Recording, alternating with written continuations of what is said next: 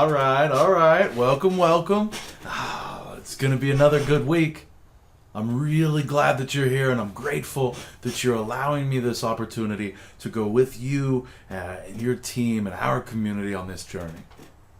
This week's question, another good one. I hope you're enjoying these. I hope they're the right balance of messing with you a little bit, allowing some opportunities to explore some places and spaces maybe you haven't been before, and serving you, being useful, having practical application in your life and your journey.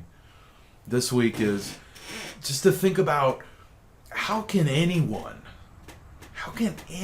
help others go faster with higher quality and more joy? Right? So in some regards, the job we've opted to do is to pull ourselves out of the delivery, to tend to the heads up and to some of the environment and situation and condition, and to really release responsibility of delivering the solution models to those under our employ, our team. And so if you're to come beneath a group of people, if anyone is to come beneath, well, I'm already maybe suggesting some solutioning. Let me get out of the implementation details. Let me get out of my own way here. If anyone were to try to help others go faster, have higher quality, and experience more joy, right?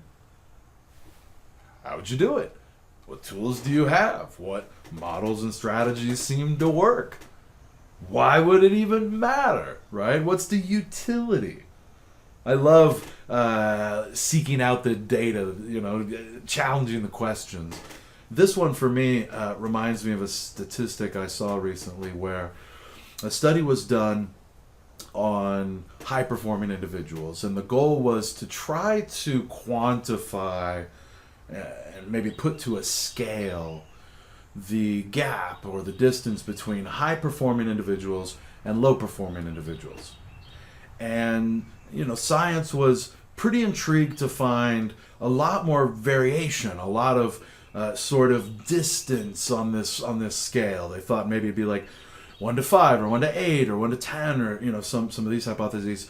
It was either 1 to 20 or 1 to 40. You have to forgive me, but it was something on this scale, and so they were surprised, and so they went back to the study, back to the drawing board, and they said, let's take this to another place. Let's put individuals on teams, or let's look at teams, maybe as the case is, and let's try and measure the distance there. Let's create a scale there that can help sort of plot the distance between low-performing and high-performing teams. I've heard it put another way in some other models you might be familiar with around sort of actively disengaged, engaged, and actively engaged. I think there's some relationship there. But so these scientists looked at teams, and their hypothesis was the variation, the range, it would average out a little bit. It would come down. And what they ultimately walked away with was something more on the scale of 1 to 200. 1 to 200, that you could be a team or a teammate or part of supporting teams, and you could look at them on this scale and ultimately by some level of measure say, okay, we're 97. Right? We're at the 97, and maybe we'd like to be 110, and here's that space, and here's what the attributes of those kinds of teams look like, and here's how we might get there. And so this is for me, when we think about helping groups go faster, higher quality, more joy, that's one layer of what we do, right? That's one part of what we do as a management leadership organization. We represent the business interests in this way. And if we can explore some of what makes that happen, some of the attributes behind low-performing, high-performing teams, and the situation, the environment, the conditions they find themselves in, the things we can rightly control and have a lot of opportunity to do so.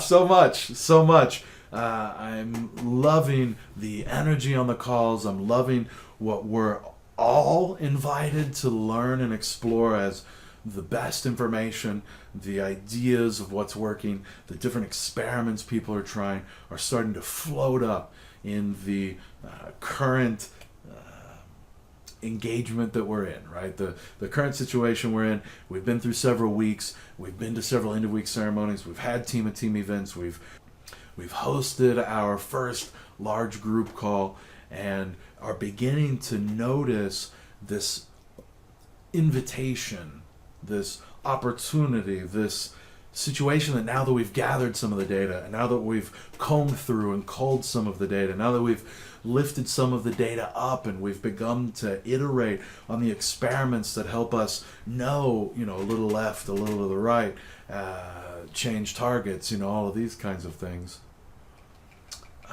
It's really cool. I'm really impressed with how we've been able to come together as a group. And I hope you share with me, at least to some degree. I'm excited to be here. I'm glad to be part of this journey. I'm glad to hold this question up for us this week. Don't get into a big hurry to hypothesize about its solutions and its answers. Be the curious observer. Gather the data. Ponder the topic.